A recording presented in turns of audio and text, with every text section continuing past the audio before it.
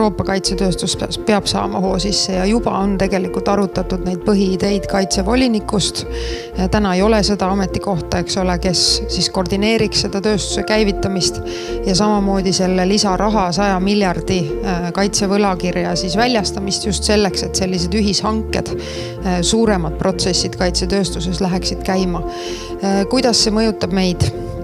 Üks asi loomulikult on otseselt see heidutuse efekt ja see, et me teame, et me oleme kindlamalt kaitstud kui kunagi varem. Aga teisest küljest see on ka ju üks põhjustest, kui me siin rääkisime, eks ole, investeeringutest. Kas investeeringud tulevad Eestisse? Selleks, et investeeringud tuleksid Eestisse, suured rahvusvahelised investeeringud, kapital, on vajagi kahte asja, nagu ettevõtjad energeetikakonverentsil ka välja tõid. Ongi vaja seda tohutut kaitstust, seda heidutuse efekti, eks ole, ja teiselt poolt puhast, odavat ja kindlalt kätte saadavat olemasolevat energiat, eks ole.